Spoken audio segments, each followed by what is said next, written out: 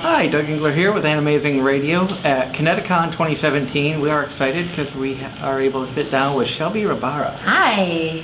And you are known as Peridot from? Yes, I play Peridot on Steven Universe's Cartoon Network. Just kidding. I play Peridot on Steven Universe on Cartoon Network. You're gonna edit that, right? Snap. She's our videographer. And we were excited to know that you were coming here. You are amongst my wife's favorite characters on the show. Thank you. Cookie Cat shirt. And what has it been like being a part of Steven Universe? Oh, it's been a dream come true to be able to voice Peridot, everybody's favorite key lime slice of pie, angry slice of pie. It's been really great. It's been a blast, and I just feel so honored to be a part of the show.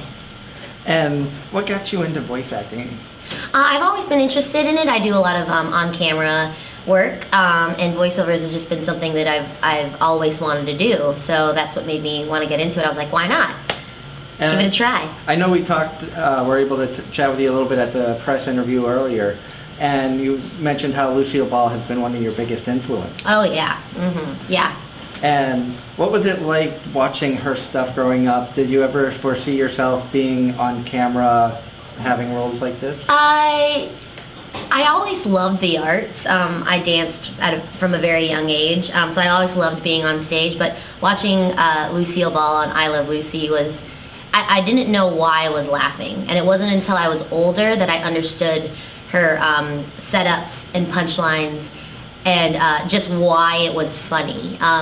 So at a young age, I didn't know why it was funny, and then the older I got and I started studying acting and comedy, that's when I understood. I was like, it's a timing that's inherent in her. And so just watching her timing and studying her has just been like a really great educational thing for me growing up. And in the world of voice acting, you've been able to get out, do a bunch of conventions. Have you been able to talk to voice actors from other genres, anime, commercials, things of that nature? Yeah, I've definitely met some anime artists, and just to hear what they do is amazing. I think I just respect all of their hard work in those genres, even like commercial actors who do voiceovers for commercials. You know, it's an art, and I respect them so much. They just give 150%, and that's something that I strive to do as well. Oh, definitely. And I've noticed, it's just a personal opinion I've talked about on the show, voice acting is a lot different from stage acting because you've got to bring a character to life using just your voice. Mm-hmm. Do you find that tougher than being on stage? I actually don't see the difference, because when I'm in the booth, I'm almost performing as if I was on stage. So even though it's just my voice, I'm actually using a lot of techniques and a lot of my approach to the work, just like I would in a stage play. As far as, it's a little different because, you know, in theater we have to project more if you're not mic'd, but, and in the booth it can pick up like little tiny nuances and little breaths. But I find that my performance in the booth is very similar to my on-camera acting as well. And with your career, would you want to see yourself getting into anime genre, working with a Funimation or? Yeah, you know, I'm open to it all. Like, I definitely, I loved the anime film Your Name. Oh, I loved it. And I was just listening to, I was really honed into the voice acting of that. And it's beautiful work. I mean, the love relationship in that movie. Have you seen Your Name? I have not. I heard a lot about it. It's gorgeous. And to see the actors portray that relationship, it does take a lot of like control over their voice and their character and their acting ability. So yeah, I would definitely be open to audition for, you know, anime. I've auditioned for a bunch of video games. So yeah, I'd definitely be into that.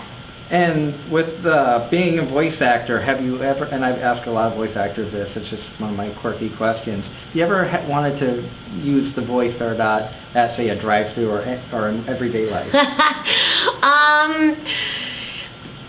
There hasn't been a time where I've wanted to use her voice, like ordering it like In-N-Out, which is like a burger joint in California. I should try that though. I'm gonna try it. Now that you mentioned it, I think, you know, when I get In-N-Out next time, I'm gonna be like, so can I get a number 3 with grilled onions, please, and a chocolate milkshake? I'll do it. I mean, that's actually a really good suggestion, which I'm gonna take. take that to heart. And I know we talked about the practical jokes during the press conference, and from some of the Funimation voice actors we've had on our show, they talk about leaving bombs for each other. So that's where the idea of that comes from. One voice actress likes to leave like fart noises when there's a kissing scene. Oh, that's hilarious. Sometimes they say things that can't be aired for young ears to hear. Oh, okay, like bloopers. Bloopers, funny. intentionally saying a line that you know will throw off somebody.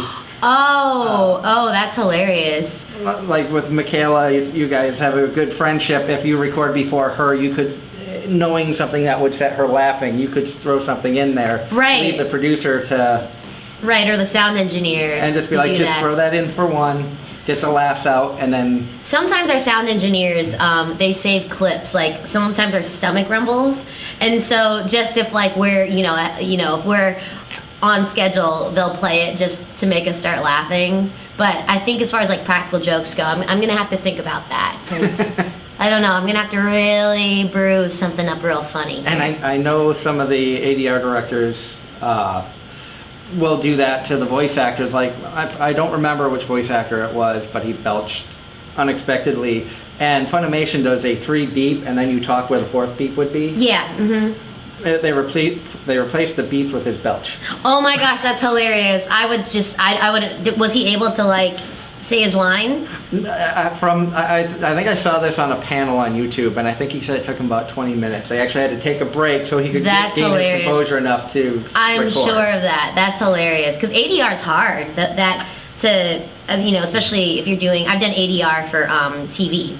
So to match my mouth, it's actually really difficult. It takes a lot of focus. At least for me, it does. Maybe the veterans, it can just be like, beep, beep, beep, blah, blah, blah, blah, blah. I'm a little bit like, and then I have to say my line, because it's a very visual thing, for on-camera stuff at least. Oh, yeah. Yeah. And you said you've gotten into writing yourself? Yeah, it's a fun but hard journey. It's definitely takes a lot of discipline for me. I get distracted easily, but it's awesome. It's been a fun thing for me to explore, and taking classes everywhere I can when my schedule allows it. So it's exciting. I'm excited. I want to thank you so much for being able to sit down with us. Sure. It's been a great time. Pleasure to meet you. Yeah, nice to meet you too.